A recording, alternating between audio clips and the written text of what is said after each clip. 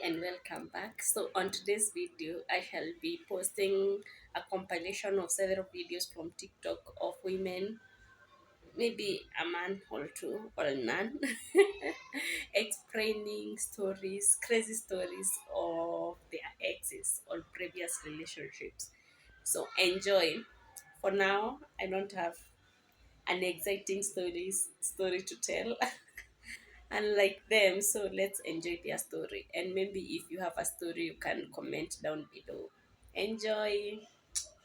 Story time of how I caught my ex-boyfriend pleasuring himself in his mom's bathroom while he left me alone downstairs. Just want to preface this by saying he still stalks all of my fucking accounts, so he's definitely trying to comfort himself by being like, oh my god, she's still in love with me, like she's still talking about me. Like, no girl, your life and yourself are just so fucking embarrassing that I can use it as stand-up content for the next 10 years. So it all started with him trying to seduce me while I literally had a fucking stomach ache, like borderline puking. Anyone with half a goddamn brain can see why I said no, and because he was ugly as shit anyway. I mean, like 10 seconds after, he's like, okay, I'm gonna go upstairs and get ready because we were supposed to be like hanging out with our friends or whatever. As soon as he gets upstairs, our friends text and cancel, so I'm like, okay, what are you doing? Like, come back down. Like, I'm literally sick. I feel like shit. Like, come down here. We're in the same house, mind you. He's ghosting all of my texts, like straight up just ignoring me. I'm like, okay, whatever. Maybe he's just using the bathroom. 30 minutes go by. I am still in agonizing pain downstairs. At this point, I know exactly what the fuck is going on. Because one of his favorite things to do when I wouldn't want to do things with him was threaten to go in the bathroom and pleasure himself to some adult videos. I didn't hear anything, I didn't see anything, but I just fucking knew. So at this point, I decided to just start fucking with him and scaring the living shit out of him.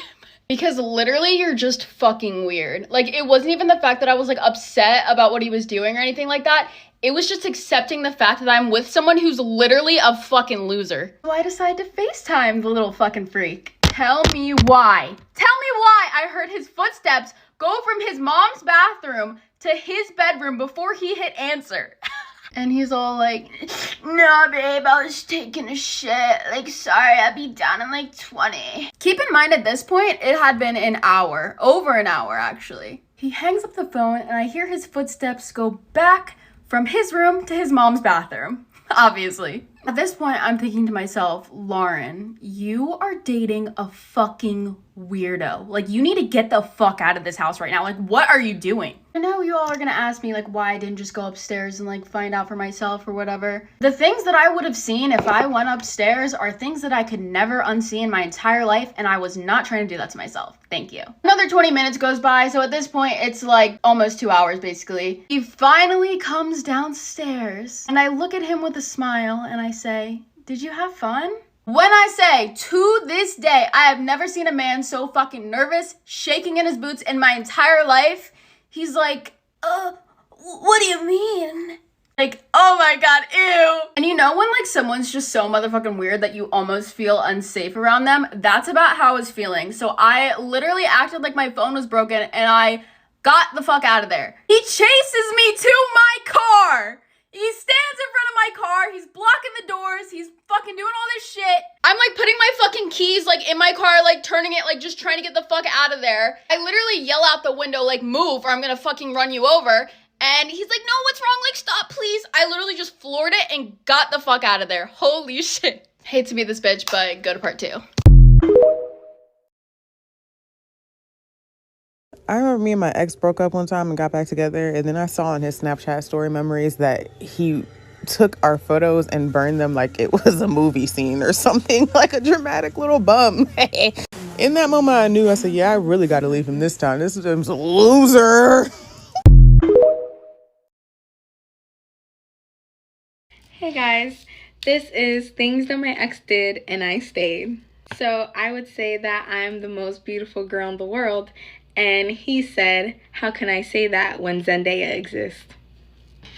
He used to not comment compliments under my posts because they were boring, but I saw him comment compliments on his girlfriend's posts, and I said, why don't you do it on mine, but you do it on hers? And he said that's just how their relationship is. One day I made a little post saying know your worth, just to like tell women to know their worth, and he made a post in response saying you're worth like $30 or something like that. He called me a halfie because I'm half Black and Hispanic, and he said it was okay because he's half white and Hispanic, but that man looked no type of Hispanic. He was a white man.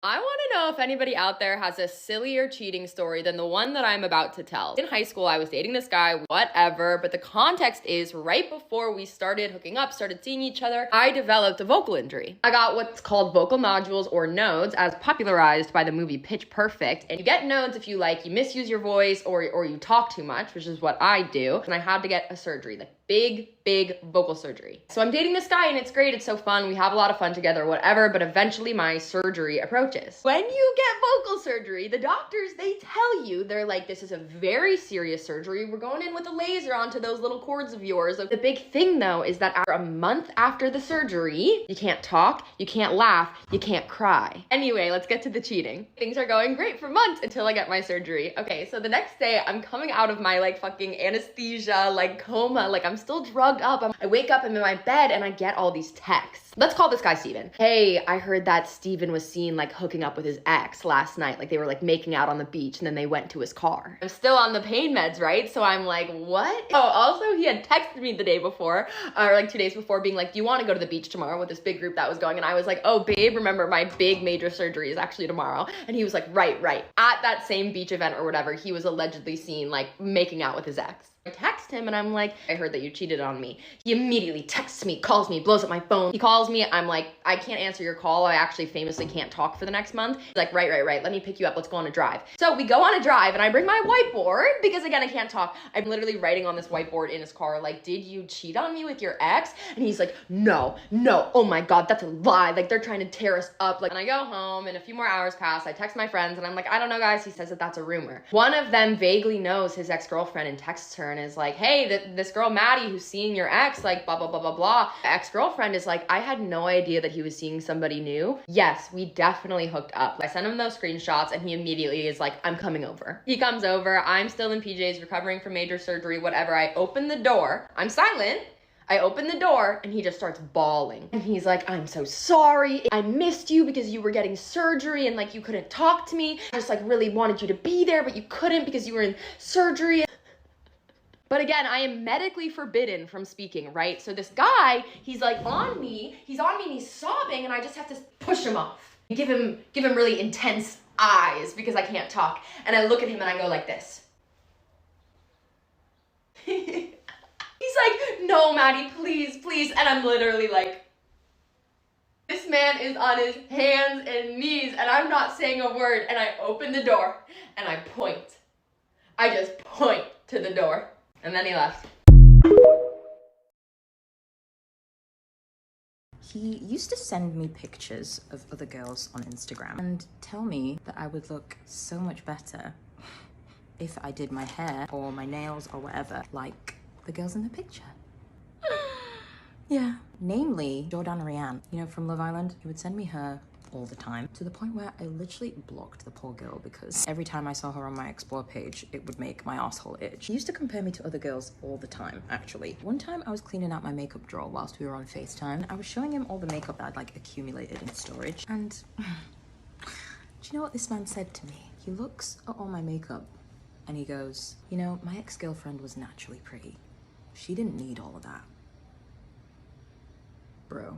True story. One time I was on the train on the way to go see him and I had a full-on panic attack. And now I'm thinking about it, that was probably my subconscious telling me to not go and meet this guy. But anyway, I'm on the train and I'm sat on the floor, a complete stranger sat cradling me, holding my hand, wiping the tears off my face. Not even funny, but you just have to laugh. And no joke, I get off the train, go to meet him. Obviously I tell him what just happened. This guy did not care. He was like, oh, okay. I actually think he laughed at one point and made a comment like, oh, you're probably just emotional because you're coming on your period.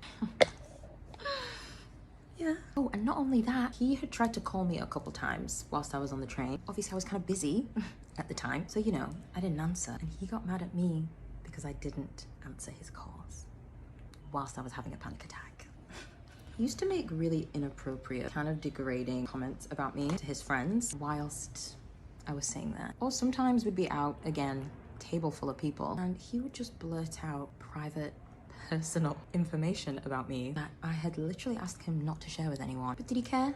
No, just announce it. And I would literally tell him, you know, it's really embarrassing when you do that in front of people. Like, can you not? The next time we were out, he'd do the exact same thing.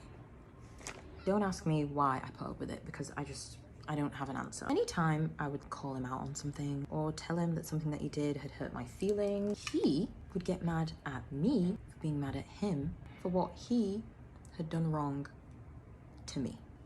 It don't even make no sense. Or he would just like straight up flip the whole thing around on me. His favorite line was, I have had all the same friends for 20 years and nobody else has a problem with me except you. Nobody else thinks all these things about me, so obviously it can't be me that's the problem.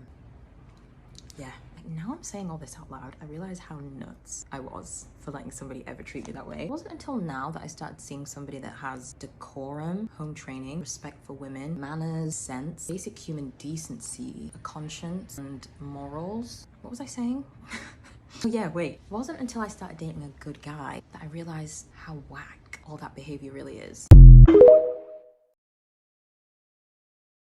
Things my exes did, but I stayed. Made a group chat with my mom and his mom on Christmas Eve asking for all of the presents he got me back. What were the presents he got me? Fuzzy socks and hand sanitizer. Hope it was worth it, gremlin. Pressured me into climbing a silo barefoot. And when we got to the top, he tried to get me to jump onto the platform. I would have... Not only did my ex cheat on me at Young Life Camp, but he brought me back a souvenir, which was a spoon. When you go to Young Life Camp, you ask somebody to dance with you by giving them a spoon. And the spoon he brought back to me was the same spoon he gave the girl he cheated on me with. One of my exes told me I would look better with B cups and that my best friend at the time was his type. One time my ex and I were going on a tandem bike ride, and he turned us onto a busy road and goes, "What would you do if I drove us into oncoming traffic right now?" Probably not break up with you, because I stayed with him after that. Refused to hang out with me because he wanted to play Fortnite with the girl he cheated on me with. Called his mom hot. The end. Things my ex did and I still stayed. He gave me chlamydia twice. He threatened to kill my dog Sadie if I didn't unblock him, who, mind you, was literally just a puppy at the time. He threw me out of his apartment for accidentally starting my period during quiet time, and then wouldn't talk to me for 2 weeks after. Piggybacking on that, he could not have intercourse unless Cartoon Network was on in the background. Like, he could not perform otherwise. He would ask me a lot to try and sneak pictures of my girlfriends when they were changing. Obviously, I never did it, but I just brushed it off as him being a silly little perv. He told me he had fantasies about my mother. He told me, and I quote, "You would be a perfect 10 if it weren't for your boobs." He lied and told his parents that I was 22 and not in fact my real age, which was 18. Whether or not this is all one ex or a collective of exes of mine, that's for you to decide. I am neither confirming or denying either or. Okay, what is one thing your ex did or a memory you have of them that will haunt you for the rest of your life? It doesn't have. So my psychologically abusive ex told me one thing near the end of our relationship that just solidified why we shouldn't be together. No, it wasn't the emotional abuse that made me leave. I didn't find that out until years later. It was something he said when we were in the last few months of our relationship. I asked him why we had not been intimate lately. And he told me it's not because he wasn't in the mood, it was because he wasn't in the mood to do it with me. His reason why he wasn't in the mood to do it with me was because of months earlier when he was so depressed he couldn't get out of bed, and I took care of him for an entire week, taking time off of work, school, everything to take care of him for that entire week where he couldn't get out of bed. He realized that I would still want to be with him even if he was in his most disgusting state. And he hated me for that. I loved him unconditionally, and he hated me for it.